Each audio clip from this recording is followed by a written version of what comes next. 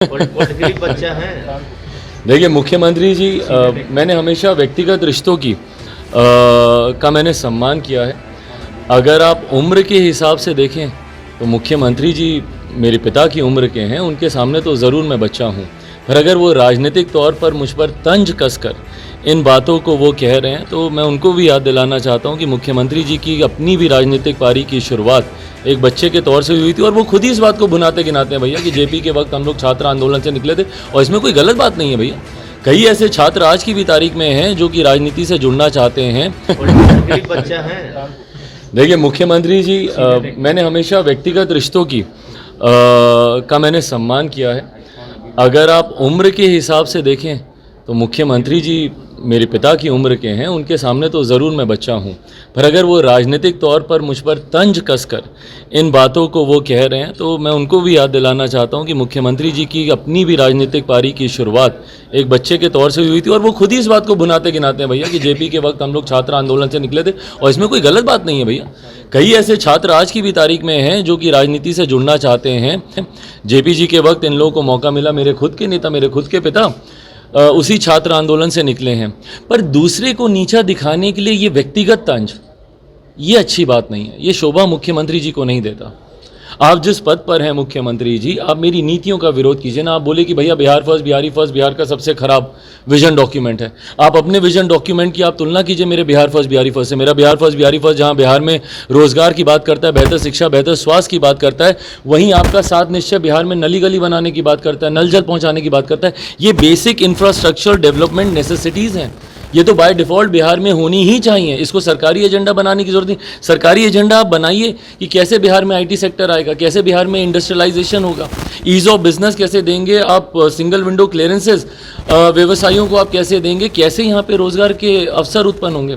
पर इन तमाम बातों को करने की बजाय मुख्यमंत्री जी जिस तरीके से व्यक्तिगत कटाक्ष करते हैं, मेरे बारे में तो खैर उन्होंने जिन अपशब्दों का इस्तेमाल किया, अपशब्द नहीं, खैर बच्चा बोलना किसी को कोई अपशब्द नहीं है, कोई बात नहीं, वो भी मेरी सराखों पर मेरे पिताजी के मरने के बाद, उनके देहांत के बाद आप जिस तरीके से एक व्यक्तिगत टिप्पणी उनके ऊपर कर रहे हैं, क्या आपको शोभा देता है मुख्यमंत्री जी? ईमानदारी से बताएं, क्या आपको शोभा देता है कि उनके व्यक्तिगत संबंधों को, उनकी शादी ब्याह को लेकर आप जिस तरीके से आप टिप्पणी कर रहे हैं, क्या आपका वो स्तर है मुख्यमंत्री जी?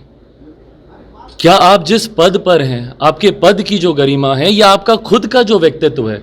मैंने हमेशा बोला कि मैं मुख्यमंत्री जी का मैं सम्मान करता हूं व्यक्तिगत तौर पर आपके पद की जो गरिमा है, आपका जो व्यक्तित्व है, क्या उसको शोभा देता है कि सिर्फ चिराग पासवान को नीचा दिखाने के लिए आप इस तरीके की भाषा का आप उपयोग करें? एक ऐसे व्यक्ति के बारे में, उनके व्यक्तिगत जीवन के बारे में, उनके निधन के बाद आप एक ऐसी टिप्पणी कर रहे हैं, क्या बिहार की जनता इसको शोभनीय मानेगी? और मैं ईमानदारी से बोल रहा हूँ, मैं तो बेटा हूँ, मुझे मेरे पिता के देहांत के बाद कोई भी ऐसी बातें बोलेगा, मुझे चुभेगा, मुझे दुख होगा। पर यह संयम भी मुझे मेरे नेता, मेरे पिता ही सिखा के गए हैं कि आक्रोशित नहीं होना, अमर्यादित नहीं होना। मैं संयम फिर भी बरत लूँगा, पर क्या बिहार की जनता और मेरे नेता के समर्थक क्या संयम बरत पाएंगे जब वो उनके निधन के बाद मुख्यमंत्री जी के मुंह से उनके बारे में, और तब मुख्यमंत्री जी बोलते हैं हमने उनको सम्मान देने का काम किया। एक राज्यसभा की सीट के लिए जिस तरीके से मुख्यमंत्री नीतीश कुमार जी ने हमारे नेता को अपने आगे गिड़गिड़वाने तक का काम करवाया, निरंतर उनकी पार्टी को तोड़ते रहे। 2005 में जब हम लोग के 29 विधायक जीत कर आए थे, किसने तोड़ने का काम किया? मुख्यमंत्री नीतीश कुमार जी ने तोड़ने का काम किया। रह रहकर पार्टी के सांसदों, पार्टी के विधायकों, पार्टी के विधान पार्षदों, किसने तोड़ने का काम किया? मुख्यमंत्री जी ने तोड़ने का काम किया ना। और आज वो बोल रहे हैं कि उन्होंने उनको सम्मान देने का काम किया। और सम्मान आप किसी के निधन के बाद इस तरीके की भाषा का इस्तेमाल करके, व्यक्तिगत टिप्पणी करके, क्या वो सम्मान सही मायनों में मेरे पिता को दे रहे हैं, मेरी माँ को दे रहे हैं, मेरे परिवार को दे रहे हैं? और क्यों व्यक्तिगत संबंधों को बीच में लाया जा रहा है? क्या मैंने मुख्यमंत्री जी के निजी जीवन पर आज तक कभी कोई टिप्पणी की?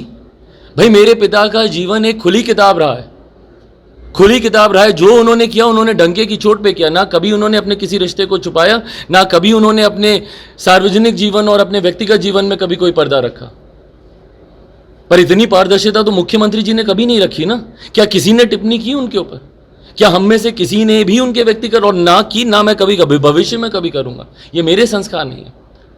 पर मुझे दुख होता है कि भैया बिहार के मुख्यमंत्री उस पद की एक गरिमा होती है, उनके व्यक्तित्व की एक गरिमा है। उसमें रहकर अगर वो इस तरीके की भाषा का उपयोग करेंगे, मुझे लगता है बिहार की जनता पहले ही उनसे बहुत आक्रोशित है। और जिसे वो बच्चा बोल रहे हैं, भैया उस बच्चे के मॉडल की वजह से ही आप तीसरे नंबर की पार्टी का बने हैं मुख्यमंत्री जी, और इन्हीं सब कारणों की वजह से आप बने हैं। आज आपने जिस भाषा का आपने उपयोग किया है, यकीनन मेरे नेता के चाहने वाले बिल्कुल इससे खुश नहीं होंगे, और पिछले चुनाव में भी वो आपको दिखा चुके हैं और आने वाले चुनाव में भी आपको देखने को